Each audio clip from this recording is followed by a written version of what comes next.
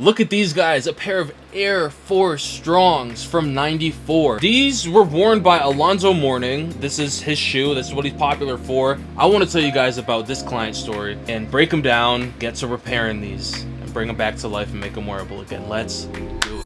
Appreciate you guys stopping by for this video. When I first unboxed these, I'm not gonna lie, at a first glance they looked wearable, but once you really look and factor in the age, you realize these donor midsoles were cooked and there was nothing solid left to build on.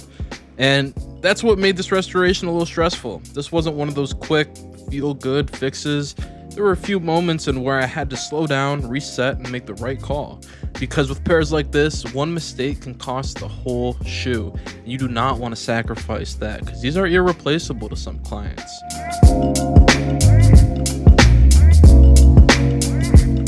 Alright, check this out too. These air units are somehow still intact over 3 decades. They deflated, but they're intact. I pulled them out carefully and bagged them up right away so I could send them back to the client. Now I always do this when parts can be preserved because those are artifacts and that's part of the story. Now the most important part on the uppers is skiving. This is where you cannot get sloppy, because let me tell you, one wrong slice and you can damage something you can't replace. And once the original midsole is gone, there's no undo button. So at this point, we already know what has to happen. We're gonna need a replacement donor.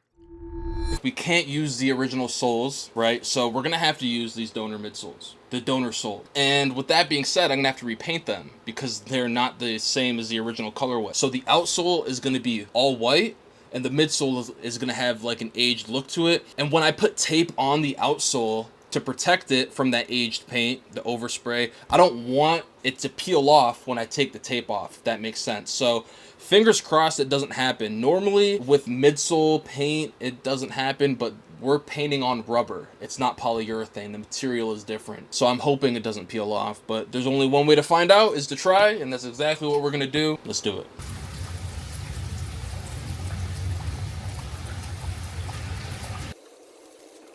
Taking these apart was honestly the most dangerous part of the whole restoration, because if I slip here and pop the air unit, it's over. And I wouldn't be just restoring a shoe, I'd be hunting for another donor pair, so I didn't rush it. I let acetone sit and do the work, soften that old factory glue, so I can pull them apart instead of just ripping them off, even though that's sort of what it looked like. Once it's finally separated, that's when the real job starts. Because the bond is only strong as the prep. So I went in, stripped everything with my Dremel, old residue, old glue, and anything compromised until I had a clean surface I could actually trust.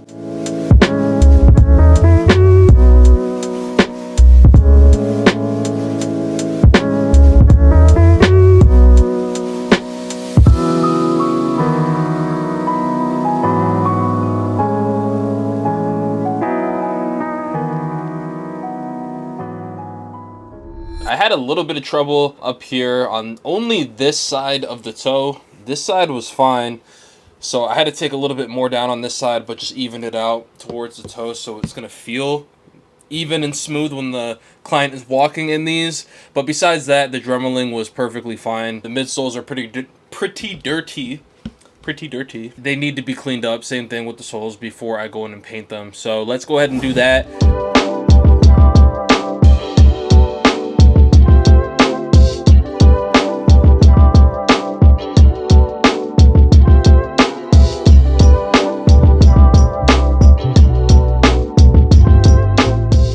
Alright, now the midsoles are finally cleaned up and ready for paint, and this is where a lot of restorations get ruined, because if you go too thick, it looks sloppy fast. It starts looking like a repaint instead of a restoration. So I'm going in light layers, even layers, and building it up slowly.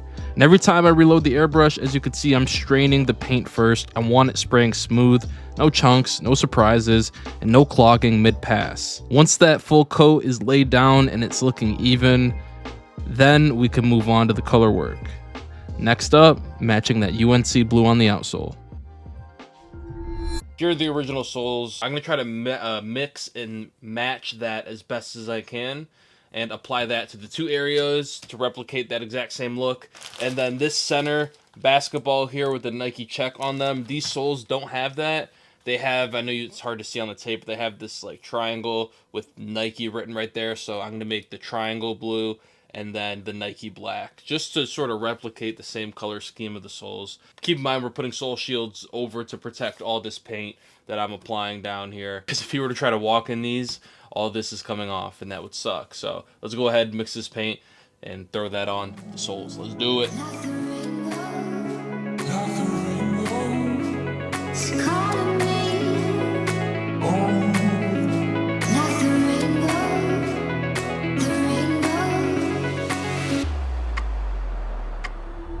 The paint peeled off when I took the tape off.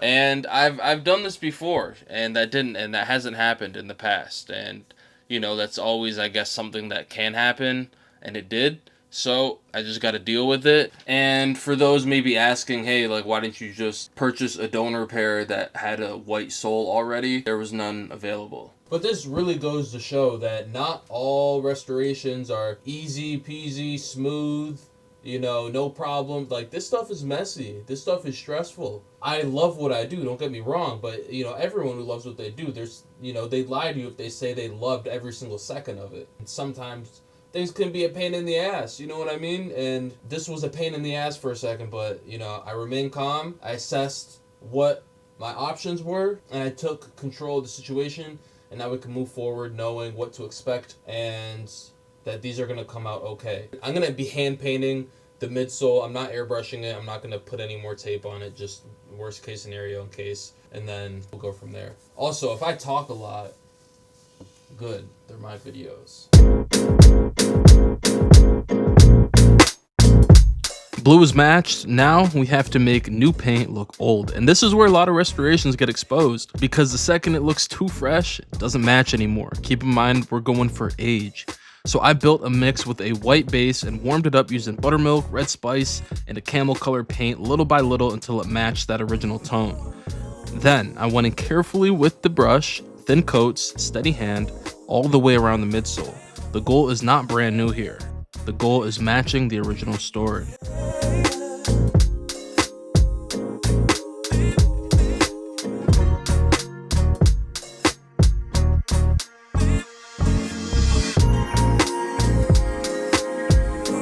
Alright, all that prep work is done, all the groundwork has been laid down. Now this is what really matters, the glue.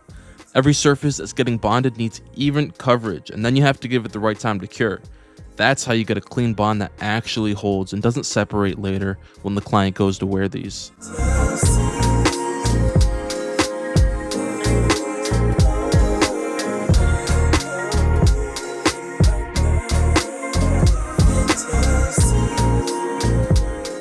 Alright, heading towards the end of this restoration, guys. Bonding these is the big moment. Not just because it has to hold, but because this is where comfort gets decided. If it's even a little misaligned, the client's going to feel that in every step. And since I'm using contact cement, once it touches down and gets pressed, that's it. No sliding it around, no second chances for me. So you line it up right, and you commit.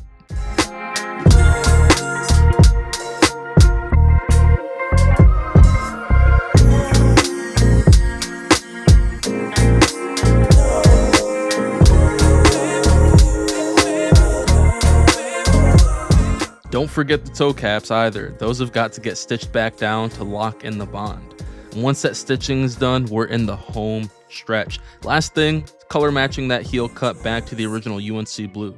I saved a piece of the original as my paint reference, so I'm not doing any guessing. And here's a quick pro tip, if you made it this far. If your air units look this dull, a light coat of high gloss finisher brings that clean shine back and helps keep it looking fresh.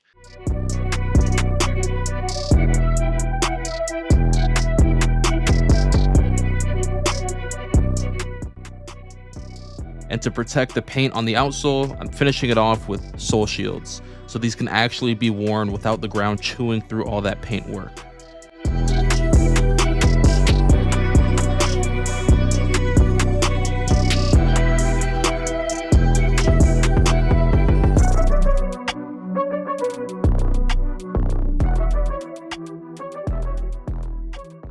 Without further ado, let's take a look at the before, how they came in, and how they're leaving. Let's do it. I'm not gonna lie, I can't find the after clip I filmed for YouTube, but we're still good because I have the Instagram footage, so I'm gonna roll that here and give you a clean side-by-side before and after.